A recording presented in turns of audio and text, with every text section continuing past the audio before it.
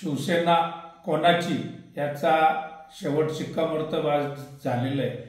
आमचे सातारा जिल्ह्याचे सुपुत्र माननीय एकनाथजी शिंदे साहेब यांनी जो निर्णय घेतला, बाळासाहेबांचे विचार जिवंत ठेवण्यासाठी, हिंदुत्वासाठी त्यांनी जो एल्गार केला, त्याचा आज विजय झाला। आणि लोकशाहीमध्ये जो संख्येचा विषय असतो तो देखील या ठिकाणी शिक्कामोर्तब झालाय आणि खऱ्या अर्थाने लोकशाहीचा विजय झाला हे या ठिकाणी मला सांगावंसं वाटतं। सर्व शिवसैनिकांमध्ये आज चैतन्याचं वातावरण निर्माण झालंय। बरेच लोक विचारात पडले होते की काय होईल, परंतु मला खात्री होती की जो विचार हिंदुत्वासाठी जो विचार गरजेचा आहे तोच विचाराचा धागा घेऊन बाळासाहेब ठाकरे यांच्या विचारांचा धागा घेऊन आज जी वाटचाल एकनाथभाई शिंदे करत आहेत त्या वाटचालीला अखेर यश आलेलं आहे आणि संपूर्ण शिवसेना आणि धनुष्यबाण हे आज आमचं आहे, शिवसेनेचं आहे, शिंदे गटाचं आहे।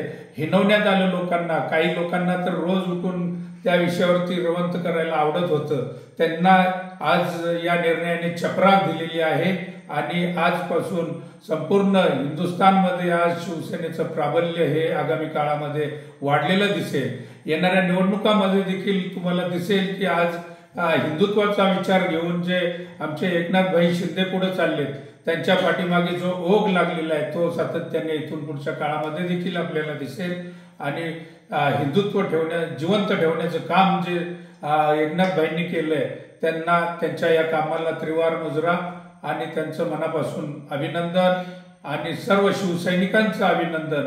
आणि तसेच ज्या आमचे जे शिवसेनेचे नेते आहेत, जे मंत्री आहेत, आमदार आहेत, त्यांनी जो विश्वास माननीय एकनाथभाईंवरती टाकून त्यांनी त्यांचे मंत्रिपद सोडून आमदारकी सोडून गेले होते, त्या लोकांनी खरं तर त्यांना त्यांची आमदारकी घालवायची, त्यांना एकदम या राजकारणातून हे करायचं, परंतु शेवटी सत्याचा विजय झाला आणि आज या ठिकाणी नमूद करावं असं वाटतं की हिंदुत्वासाठी माननीय हिंदू हृदय सम्राट बाळासाहेब ठाकरे यांच्या हिंदुत्वाचा विजय झाला।